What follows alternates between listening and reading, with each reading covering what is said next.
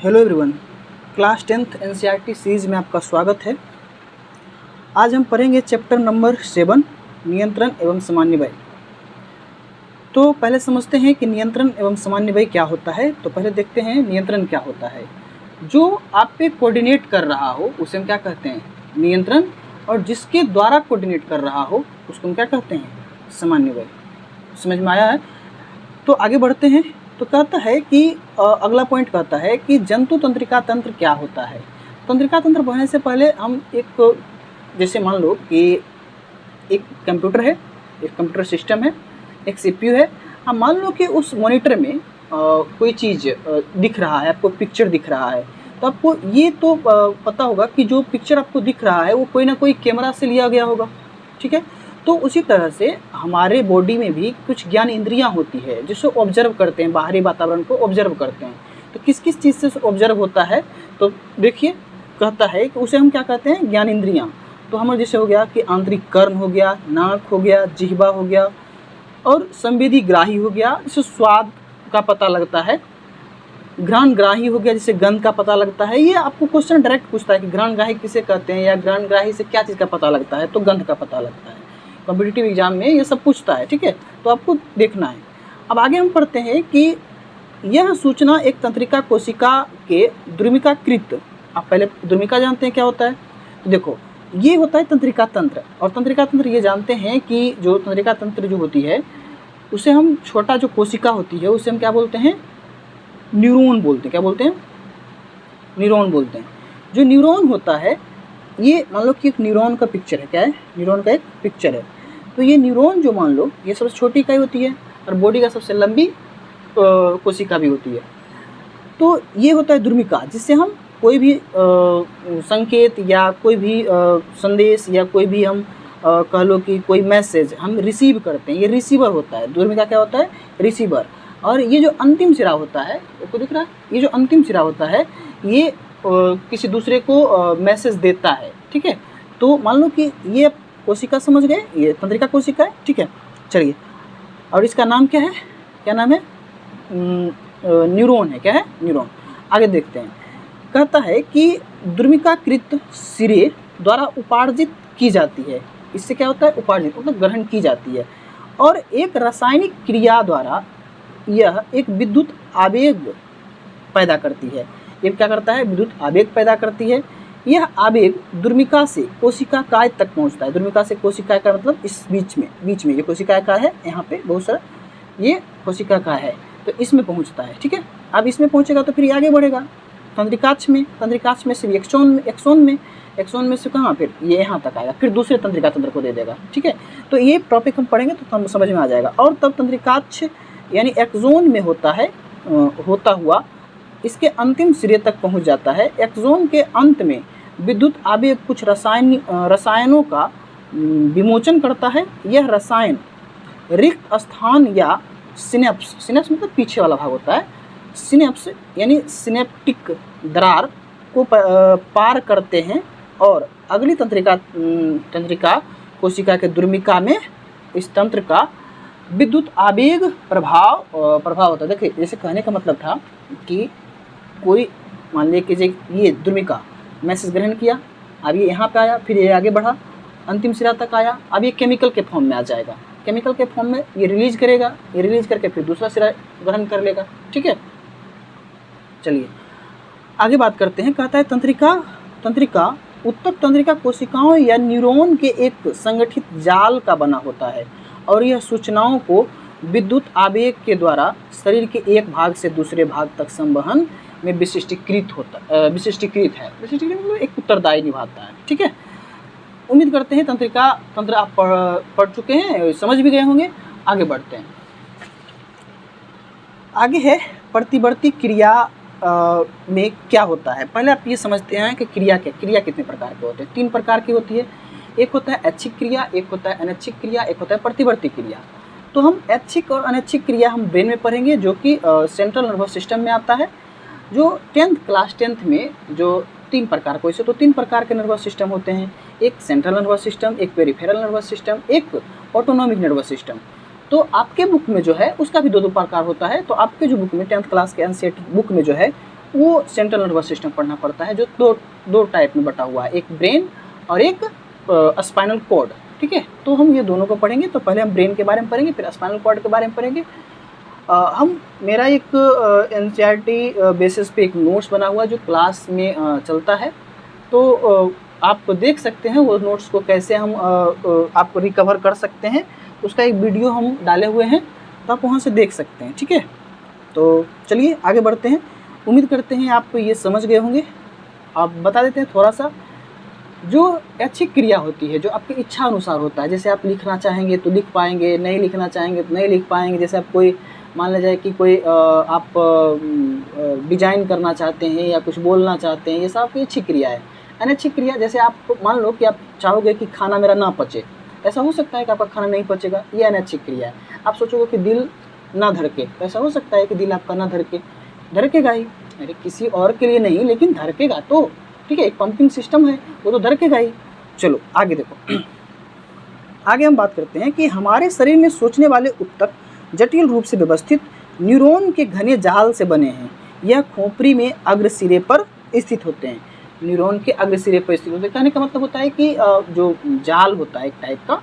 ठीक है, न्यूरॉन दिखाते हैं, यदि पिक्चर बनाना चाहें तो हम बना सकते हैं। जैसे आप एक मिनट रुकिए, हम पिक्चर बनाते हैं। ठीक है, देखिए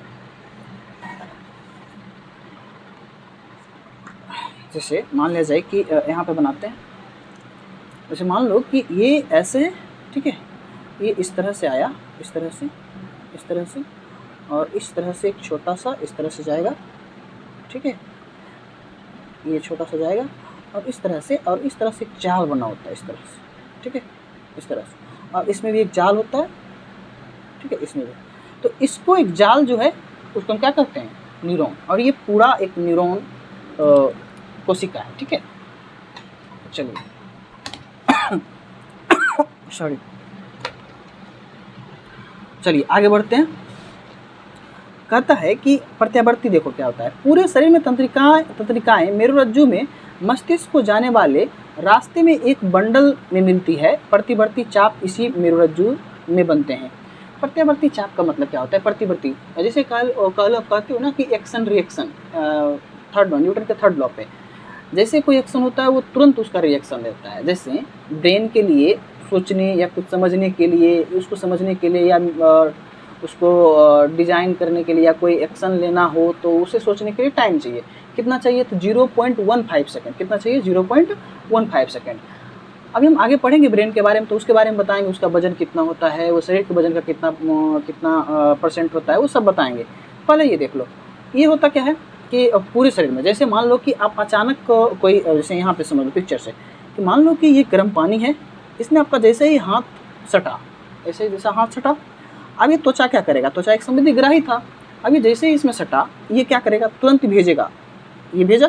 ठीक है, जैसे मान लो कि ये संवेदीग्राही है, तंत्रिका कोशिका है, अब ये जैसे ही इसमें भेजा, ये आगे जाएगा, यहाँ मेरुरज्जु है, अब मेरुरज्जु को जैसे ही आएगा, अब ये तुरंत एक्शन का रिएक्शन देगा। कौन किससे? तो प्रेरक तंत्रिका कोशिका से। किससे देगा? प्रेरक तंत्रिका। अब ये जैसे ही हुआ, अब ये क्या करेगा? कार्य करेगा। कार्य मतलब जो एक्शन लेगा, ये क्या करेगा? तुरंत हटा लेगा। बस समझ रहे हो? तो कभी कभी कहते हो ना मम्मी पापा को, हम बिना सोचे समझे काम ये कर लिए थे, तो वो आप प्रतिवर्ती क्रिया कर रहे हो। ठीक है, ऐसा नहीं कि इसके चलते आप कुछ भी करना स्टार्ट कर दो कि हम प्रतिवर्ती क्रिया कर रहे थे, ऐसा नहीं। चलो आगे बात करते हैं। अब मानव मस्तिष्क की बात कर रहे हैं, तो हम ये दो टाइप का पढ़े थे। क्या क्या पढ़े थे? पहला पढ़े थे हम क्या हुआ कि हम ये पढ़े थे कि जो सेंट्रल नर्वस सिस्टम होता है वो दो टाइप का होता है, एक मस्तिष्क होता है, एक स्पाइनल कॉर्ड होता है। तो हम पहले मस्तिष्क के बारे में पढ़ते हैं, उसके बाद हम स्पाइनल कॉर्ड के बारे में पढ़ेंगे। तो देखो मस्तिष्क क्या होता है कि मस्तिष्क का 3 पार्ट होता है, अग्र मस्तिष्क, मध्य मस्तिष्क और पश्च मस्तिष्क। ठीक है, तो देखते हैं इसमें क्या क्या है। कहता है मेरुरज्जु तंत्रिकाओं की बनी होती है जो सोचने के लिए सूचनाएं प्रदान करती है। जो सोचने के लिए क्या करती है? सूचनाएं प्रदान करती है, यानी ब्रेन को देती है। मस्तिष्क तथा मेरुरज्जु केंद्रीय तंत्रिका तंत्र से बनते हैं। कहने का मतलब होता है केंद्रीय तंत्रिका तंत्र, जो सेंट्रल नर्वस सिस्टम बोल रहे हैं, उससे कौन कौन बनता है? एक तो मस्तिष्क बनता है, एक क्या बनता है? मेरुरज्जु। ठीक है, तो आगे बढ़ते हैं। अब यहाँ से ये समझ में आ गया। जैसे ये पिक्चर देखिए, पिक्चर में और अच्छे समझ में आएगा। मान लो कि ये पूरा आपका ब्रेन है। क्या है? ये ब्रेन है। ठीक है, ये वाला भाग नहीं है, ये आँख है, ठीक है, तो इसको नहीं समझना है कुछ। चलिए देखिए, ये मध्य मस्तिष्क है, ये वाला क्या है, मध्य मस्तिष्क है, ये अग्र मस्तिष्क और पश्च मस्तिष्क, ये पश्च मस्तिष्क है, ठीक है, ये अनुमस्तिष्क को बोलते हैं, ये पश्च मस्तिष्क है, ये अग्र मस्तिष्क और पश्च मस्तिष्क, ये व्हाइट वाला दिख रहा है थोड़ा सा, ये इसको और इसको कनेक्टिंग का काम करता है मध्य मस्तिष्क, और आँखों को भी नियंत्रित करता है, ठीक है। अग्र मस्तिष्क में 3 भाग होता है, एक होता है क्या, सेरिब्रम, एक होता है हाइपोथैलेमस, एक होता है थैलेमस, एक ओल्फैक्टरी लोब भी होता है, तो वो हम आगे पढ़ेंगे, लेकिन इतना ही समझो कि 3 प्रकार का होता है, ठीक है। वो सूंघने का काम करता है, वो अग्र मस्तिष्क में होता है, बशर्ते इतना ही समझो कि ये 3 टाइप का होता है, एक सेरिब्रम, एक हाइपोथैलेमस, एक थैलेमस, ठीक है। चलिए, और पीछे वाला में ये कनेक्टर का काम करता है, इसका कोई पार्ट नहीं होता है। वैसे तो ये 12 जोड़ी होता है मैसेजिंग का, इसमें इसको कनेक्ट करने के लिए, ठीक है। तो ये देखो, ये जो पश्च मस्तिष्क होता है, इसमें भी 3 प्रकार का होता है, एक पोन्स होता है, एक क्या होता है, मेडुला ऑब्लंगेटा होता है, और एक होता है क्या, सेरिबेलम होता है, ठीक है। तो उम्मीद करते हैं ये पार्ट को समझ गए होंगे। अब आगे पढ़ते हैं। आगे कहता है, मस्तिष्क का मुख्य सोचने वाला भाग अग्र मस्तिष्क में होता है। अग्र मस्तिष्क में कौन सा भाग होता है, तो सेरिब्रम वाला भाग होता है। कौन सा होता है, जो क्या कहता है, इंटेलिजेंस को इंगित करता है, इंटेलिजेंस आप कितने सोच पाते हैं, कितने क्विक डिसीजन ले पाते हैं, बात समझे इसको। तो अग्र मस्तिष्क के अलग अलग क्षेत्र होते हैं, जिसमें सूंघने का, जो सुनने का, सूंघने का, देखने का आदि के लिए विशिष्टीकृत होता है। देखने के लिए ओल्फैक्टरी लोब होता है, सॉरी, सूंघने के लिए ओल्फैक्टरी लोब होता है, देखने के लिए मध्य मस्तिष्क काम करता है, ठीक है। तो इसी तरह से अलग अलग पार्ट होता है। आगे बढ़ते हैं। भूख से संबंधित केंद्र जो होता है, वो अग्र मस्तिष्क में एक अलग भाग होता है। जैसे देखो, भूख हो गया, प्यास हो गया, क्रोध हो गया, ये सब क्या अग्र मस्तिष्क का जो क्या होता है, थैलेमस होता है, वो कंट्रोल करता है, ठीक है। अग्र मस्तिष्क में 3 पार्ट बोले थे, उसमें जो थैलेमस होता है वो क्या क्या कंट्रोल करता है, भूख, प्यास, क्रोध, ये सब हो गया, ठीक है, ठीक है। अब जो हाइपोथैलेमस होता है, जैसे हो गया प्यार, नफरत, जो हो गया, ठीक है, सुख दुख हो गया, ये जो पेड़ में टाइप का बना होता है ना, वो हाइपोथैलेमस में होता है, ठीक है। चलिए आगे बढ़ते हैं। कहता है, अनैच्छिक क्रियाओं में से कई मध्य मस्तिष्क तथा पश्च मस्तिष्क के नियंत्रित होता है। अनैच्छिक क्रिया जो होता है, अग्र मस्तिष्क से भी हो रहा है और पश्च मस्तिष्क से भी हो रहा है, ठीक है। ये सभी अनैच्छिक क्रियाएं, जैसे रक्तदाब हो गया, लार आना जैसे कोई चीज़, खट्टा चीज़ कोई खा रहा है तो उस टाइम लार आना, ये अनैच्छिक क्रिया हो गया, बात समझ रहे हो ना। तो बमन जो होता है वो पश्च मस्तिष्क स्थित मेडुला द्वारा नियंत्रित होता है। बमन जो होता है वो ये सब देखो, हर एक ये सब हम छोड़े इसलिए जा रहे हैं क्योंकि हमें क्विक रिवीजन करना है, ये रिवीजन के तौर पर बनाया गया वीडियो, ठीक है, बस समझे। तो मेडुला द्वारा नियंत्रित किया जाता है। अब हम पढ़ते हैं, उत्तक रक्षित कैसे होता है। ये उत्तक रक्षित कैसे होता है, इसको देखो, आगे वाला भाग देखो क्या होता है कि पेशी कोशिकाएं आकृति कैसी बदलती है। तो पेशी कोशिकाओं में विशेष प्रकार की प्रोटीन होती है। पेशी कोशिकाओं में क्या होती है, विशेष प्रकार की प्रोटीन होती है, जो उसकी आकृति तथा व्यवस्था दोनों को ही बदल देती है। कोशिका में यह तंत्रिका जो विद्युत आवेग की अनुक्रिया से फलस्वरूप होती है, अनुक्रिया के फलस्वरूप होती है। देखिए यहाँ से आपका क्या हो गया, ब्रेन समाप्त हो गया। देख रहे हो कितना छोटा सा टॉपिक था। अब हम पढ़ेंगे हार्मोन्स के बारे में, ठीक है, हार्मोन्स के बारे में। तो पादपों में समन्वय कैसे होता है, तो पहले उसको देख लो, उसके बाद फिर हम हार्मोन के बारे में, पहले तो बॉडी के बारे में देखें, मानव के बारे में देखें, जंतु के बारे में देखें, वो सब एक ही को कहते हैं, इसीलिए हम सबका नाम बोल लिए। अब पादप के बारे में जानते हैं, वो कैसे कंट्रोल होता है, उनको कौन कंट्रोल करता है, ठीक है, तो उनके बारे में हम जानते हैं। फिलहाल हम आपको ये दिखा देते हैं कि जो मेरे क्लास में जो चलते हैं नोट्स, वो कैसा है और इससे हम ज़्यादा क्यों लिख पाए हैं, क्योंकि बहुत छोटा इसमें बहुत चीज़ समझाया गया है, इसीलिए हम इसको बहुत डिटेल में लिखे हैं, ठीक है। तो पहले हम उसको वो दिखा देते हैं और छोटा छोटा पॉइंट उससे भी हम आपको बता देते हैं ताकि आपको क्लियर हो जाए, ठीक है। जैसे देखिए, ये क्लास नोट्स है, क्लास 10th का NCERT है, ठीक है। अब ये जो देख रहे होंगे, ये जो नोट्स है, ये आपको दिख रहा है ना, ये बायोलॉजी का है, क्लास 10th का है, ठीक है। NCERT, CBSE, ये सब का सिलेबस सबको मिला के और जितने भी हैं वो सबको पढ़ के मैंने ये लिखा है, ठीक है। देखिए, ये इसमें चैप्टर कौन कौन सा है, जैव प्रक्रम, नियंत्रण एवं सामान्य भी पढ़ रहे हैं, जैव प्रक्रम पढ़ चुके हैं, वो भी आप वीडियो नहीं देखे हैं तो डिस्क्रिप्शन में उसका लिंक दे देंगे, आप वहाँ से देख सकते हैं। फिर अगला टॉपिक मेरा होगा जीव जन्म कैसे करते हैं होगा, अगला टॉपिक होगा तो वो तो न्यू एनसीईआरटी में ये हटा दिया गया है, जैव विकास, ठीक है, अनुवांशिकता दिया हुआ है, जैव विकास हटा दिया गया है। फिर हमारा पर्यावरण भी पढ़ेंगे, ठीक है। तो चलिए देखिए अपना चैप्टर निकालते हैं, इस तरह से लिखा हुआ है, ठीक है।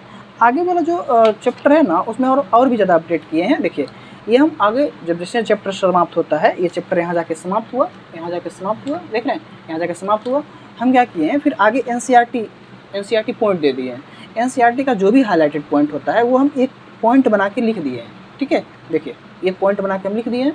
अब आगे देखिए ये सारा का सारा एनसीईआरटी पॉइंट है, ये सारा का सारा क्या है एनसीईआरटी 2, उससे हम कॉपी करके बस इसमें दे दिए, ठीक है। ये यहाँ तक बस मेरे हो, यहाँ तक आपका एनसीईआरटी पॉइंट है। अब यहाँ से हम मेरा जो है अगला चैप्टर है, देखिए ये जो है क्या है, न्यूरॉन का एक पिक्चर बना हुआ है, सॉरी न्यूरॉन का नहीं है, तंत्रिका तंत्र है। न्यूरॉन का तो हम उस टाइम दिखाए थे। देखो इसमें क्या था कि पहले हम ब्रेन के बारे में, न्यूरॉन के बारे में बताए थे कि क्या क्या होता है। उसके बाद हम क्या किए थे, क्रियाएं बताए थे कि 3 प्रकार की क्रियाएं होती है। आपको दिख रहा है ना, नहीं दिख रहा होगा, देखिए क्रियाएं क्या क्या होती है हम वो पहले बताए थे। एक मिनट,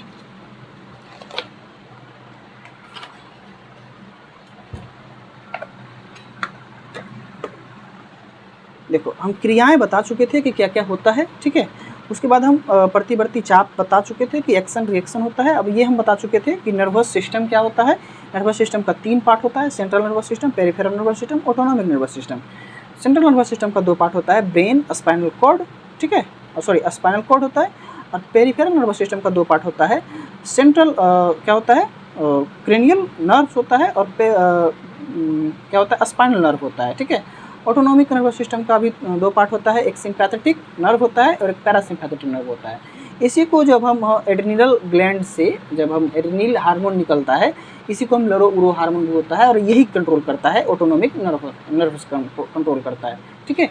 आगे हम पढ़ते हैं कि जो सेंट्रल नर्वस सिस्टम होता है उसका 2 पार्ट होता था, कौन कौन, एक मस्तिष्क होता था, और मस्तिष्क का भी 3 पार्ट होता था, अग्र मस्तिष्क, मध्य मस्तिष्क और पश्च मस्तिष्क, ठीक है।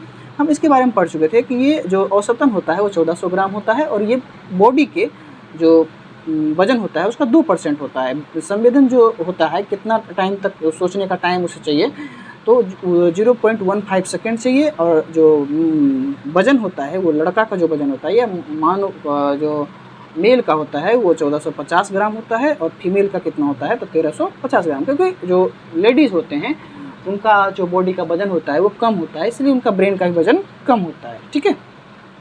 अग्र मस्तिष्क के बारे में हम पढ़ चुके थे। ऑल्फैक्टरी लो, अग्र मस्तिष्क का भी 3 पार्ट होता था।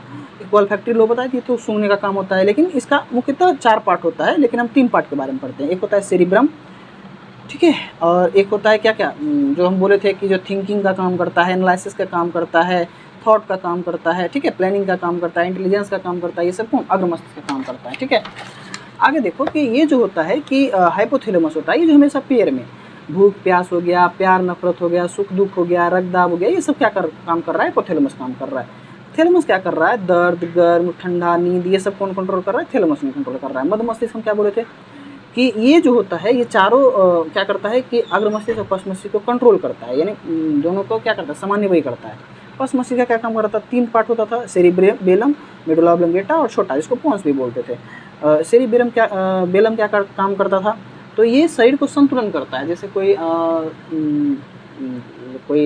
मान लो कि मानव है या कोई व्यक्ति है, वो शराब पी लिया है, तो उसका जो है सेरिबेलम क्या होता है, निष्क्रिय हो जाता है, इसीलिए उसका संतुलन क्या होता है, बिगड़ जाता है। मेडुला ऑब्लोंगेटा जो होता है वो अनैच्छिक क्रिया को नियंत्रित करता है, जैसे उल्टी आना, श्वसन दर को, ठीक है, ये सब को, हार्ट बीट को, ये सब मेडुला ऑब्लोंगेटा। छोटा दिमाग क्या करता है, हिंड ब्रेन काम करता है, ये श्वास को, जो आप सांस लेते हैं ना, ब्रीदिंग, इसको कंट्रोल करता है छोटा दिमाग, ठीक है। मेरुरज्जु के बारे में हम पढ़ चुके थे कि स्पाइनल कॉर्ड होता है, अग्र मस्तिष्क का 2 पार्ट होता था, एक ब्रेन और एक स्पाइनल कॉर्ड। तो स्पाइनल कॉर्ड के बारे में हम चुके थे कि जो एक्शन रिजेक्शन होता है वो कौन कंट्रोल करता है, मेरुरज्जु यानी ऑब्लोंगेटा, ठीक है, मेडुला ऑब्लोंगेटा। यहाँ तक हम पढ़ चुके थे।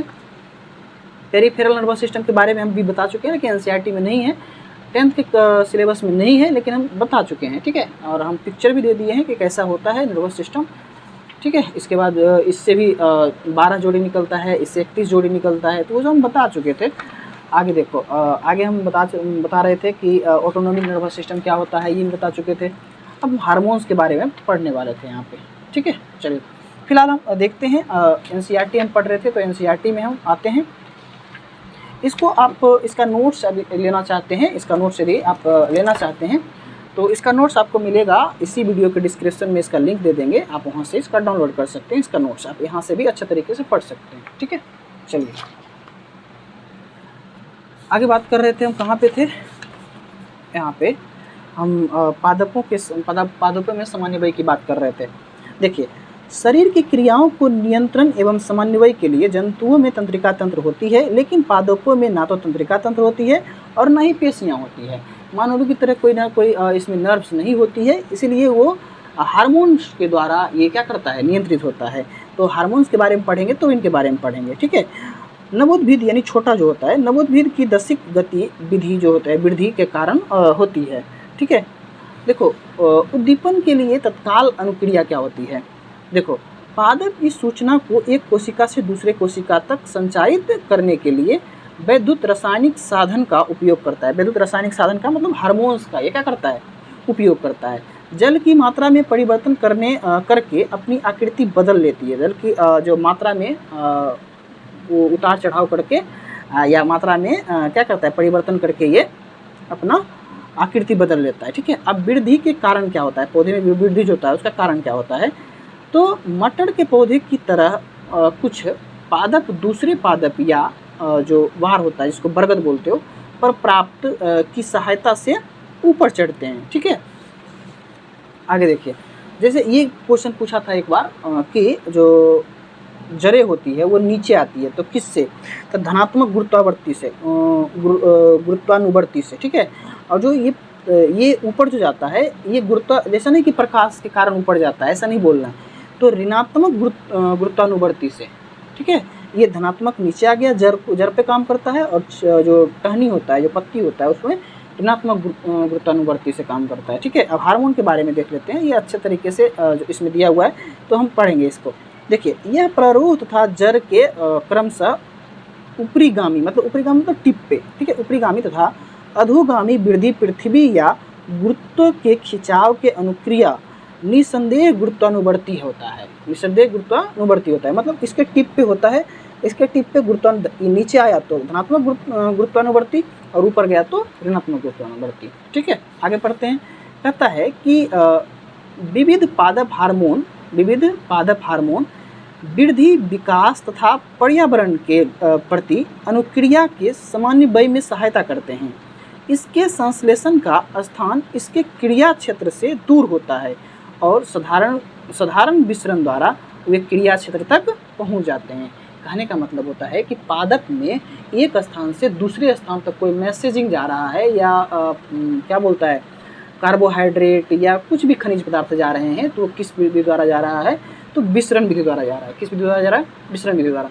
एक और हम पढ़े थे कि जब आपके बॉडी में विसरण विधि द्वारा एक स्थान से दूसरे स्थान तक जाए तो आपके जो फेफड़ा है या हृदय है वहाँ से आपके अंगूठा तक यानी पैर के अंगूठा तक जाने में 2 वर्ष लग सकता है, एक अणु को जाने में, एक ब्लड अणु को जाने में। ठीक है, तो आपके बॉडी में विसरण द्वारा नहीं होता है, बशर्ते पौधों में क्या होता है, विसरण द्वारा कोई भी चीज़ को आवागमन होता है यानी क्रिया होती है। एक हार्मोन जिसे हम ऑक्सीन कहते हैं, यह प्ररोह के अग्रभाग पे होता है यानी टिप पे होता है। प्ररोह के हम बताए थे टिप किसको कहते हैं, तो ऊपर वाला भाग को टिप कहते हैं। ठीक है, ऐसा नहीं कि ये ऊपर वाला भाग पे, यानी कहने का मतलब होता है कि यहाँ पे बात समझिए, यहाँ पे, ठीक है, यहाँ पे होता है, संश्लेषित होता है तब कोशिकाओं की लंबाई में वृद्धि में सहायक होता है। तब आपको यहाँ से ये निष्कर्ष निकला है कि कोशिकाओं की वृद्धि में यानी पौधे की वृद्धि में कौन सहायक होता है, तो ऑक्सीन हार्मोन। ठीक है, और ये जो सूर्य का प्रकाश होता है उसके विपरीत दिशा में होता है, इसीलिए क्या होता है कि ये आपको जो सूर्यमुखी जो होता है, जो फूल होता है उसमें आप अच्छी तरह से देख पाइएगा, उसमें ऑक्सीन हार्मोन ज़्यादा होता है। इसीलिए वो क्या होता है कि सूर्य का पौधा, सूर्य जिधर जिधर जाएगा उधर तो वो मूवमेंट करता है। ठीक है, ये मान लो कि सूर्य इधर है तो ये इधर मूवमेंट करेगा, इधर आ गया तो इधर मूवमेंट करेगा, बस समझ रहे हो। क्योंकि जो ये मान लो कि ये सूर्यमुखी का पौधा होता है, ये इस तरह से झुक जाता है, बस समझ रहे हो, इस तरह से झुक जाता है। तो यहाँ पे जो होता है ना, इस यहाँ पे जो भाग होता है ये इधर आ जाता है, इसीलिए आगे वो झुक जाता है, बस समझ में आया। देखो, ऑक्सीन विसरित होकर प्ररोह के छाया वाले भाग में आ जाता है, प्ररोह के छाया वाले भाग में आ जाता है। देखो, अतः पादप को प्रकाश की ओर मुड़ता हुआ दिखाई देता है, मुड़ता हुआ दिखाई देता है। अब आगे पढ़ते हैं। पादप हार्मोन के दूसरा उदाहरण क्या होता है? जिबरेलिन है। क्या है? जिबरेलिन, जो ऑक्सीन की तरह ही तने की वृद्धि में सहायक होता है। एक होता है साइटोकाइन, कोशिका विभाजन की प्रेरित करता है और इसलिए यह उन क्षेत्रों में जहाँ कोशिका विभाजन तीव्र होता है। तीव्र कहाँ कहाँ होगा?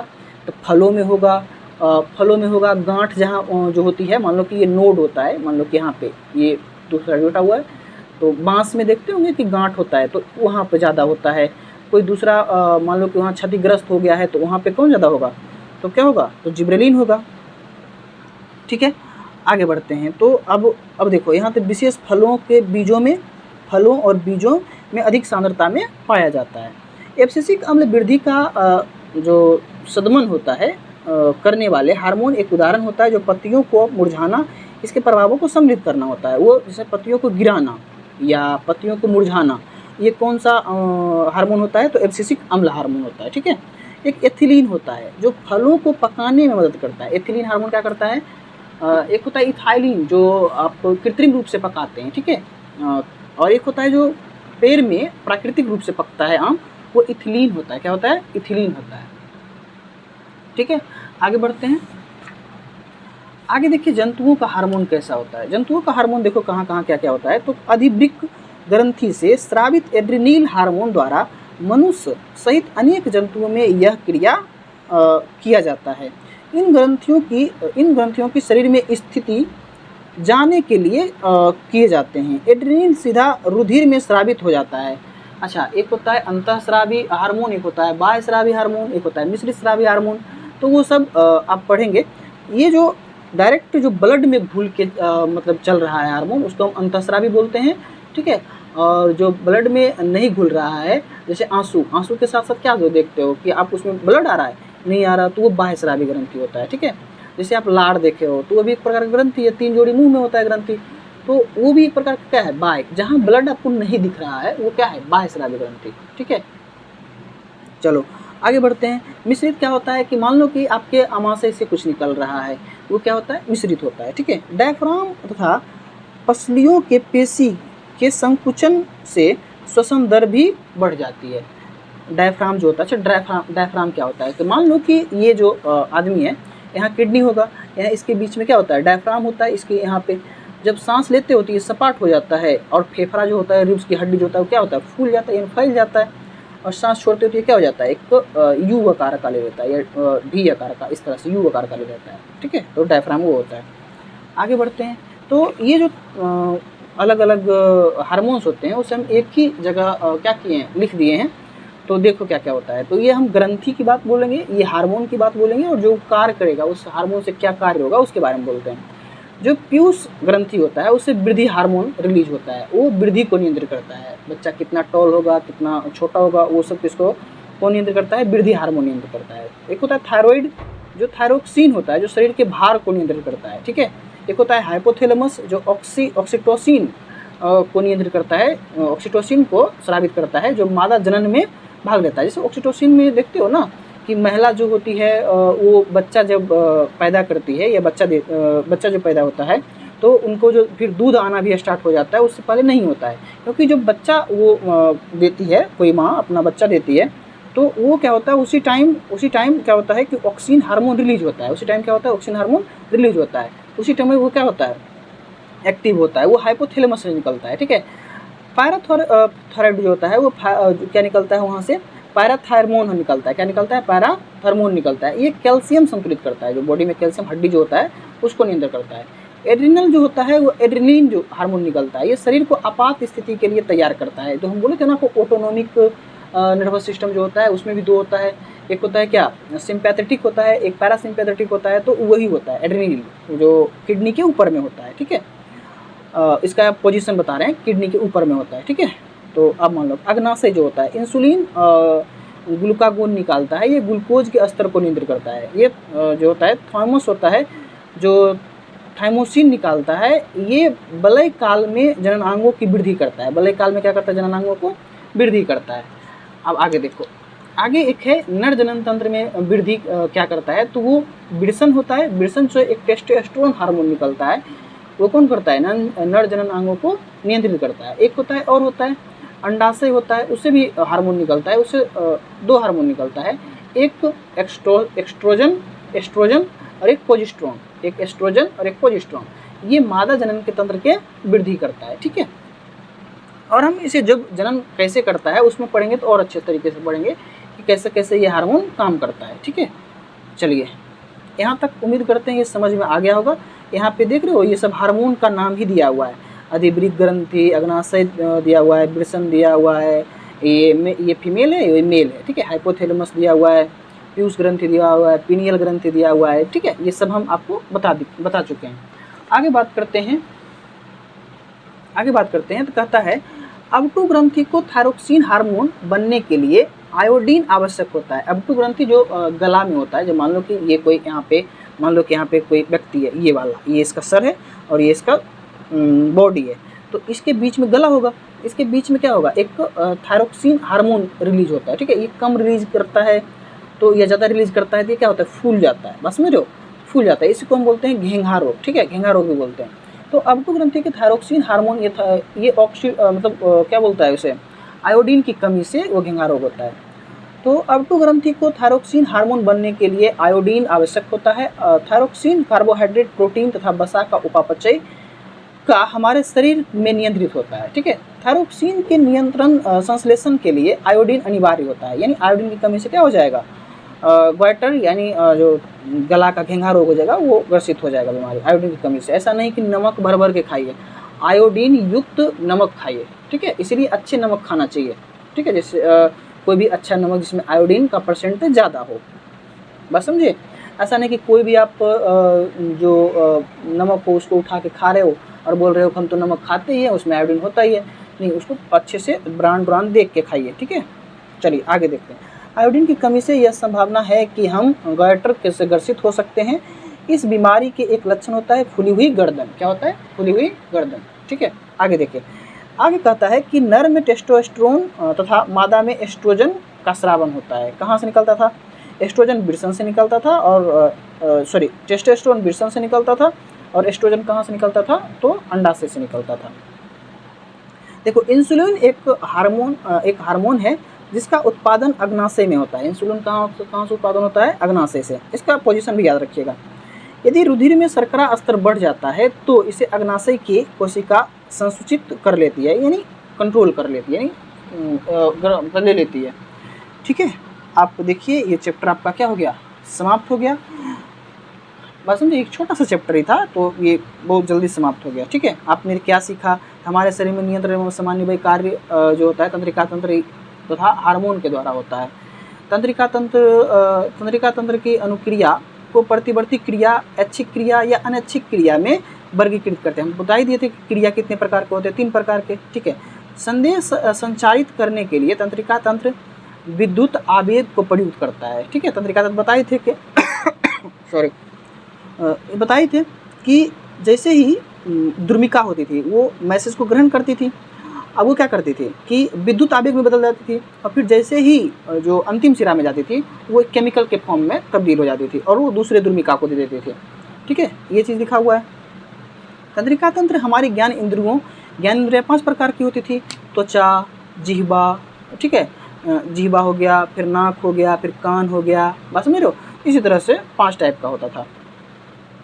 चलिए आगे बात करते हैं। रासायनिक समन्वय पादप और जंतु दोनों में होता है, बशर्ते उसमें तंत्रिका तंत्र या कोई वेन या कोई नस नहीं होता था, बशर्ते वो रासायनिक समन्वय होता था। हार्मोन जीव के लिए एक भाग में उत्पादन होते हैं तथा दूसरे भाग में इच्छित प्रभाव पाने के लिए गति करते हैं। अगला, हार्मोन की क्रिया को पुनर्भरण क्रियाविधि नियंत्रित करते हैं, पुनर्भरण क्रियाविधि नियंत्रित करते हैं। तो ये चैप्टर हो गया समाप्त, ठीक है। चलिए, उम्मीद करते हैं कि यहाँ तक आपको समझ में आया होगा, ठीक है। अच्छा, यहाँ से कह रहा है कि निम्नलिखित में से कौन सा पादप हार्मोन है, तो बना लीजिएगा। थायरोक्सिन हार्मोन तो नहीं है, इंसुलिन हार्मोन नहीं है, एस्ट्रोजन हार्मोन नहीं है, तो ये क्या है, साइटोकाइनिन। साइटोकाइनिन क्या करता था, साइटोकाइनिन क्या करता था कि कहीं भी जोर है या कहीं भी वहाँ पे जो पत्ते को विभाजन में या वृद्धि में ऑक्सीजन के साथ ही रहता था ना ये साइटोकाइनिन, ऑक्सीजन की तरह ही वृद्धि में वृद्धि पे ये सहायता करता था। तो आप ऐसे करके बना लीजिएगा, ठीक है। उम्मीद करते हैं आप ये सब बना लीजिएगा। आप बोर्ड में भी एग्जाम आएगा बना लीजिएगा। कॉम्पिटिटिव एग्जाम के लिए भी ये बहुत इंपॉर्टेंट चैप्टर होता है, यहाँ से क्वेश्चन आता है, ठीक है। तो उम्मीद करते हैं आप ये चैप्टर समझ में आया होगा। ऐसे ही पढ़ते रहिए। Best of luck. Thank you.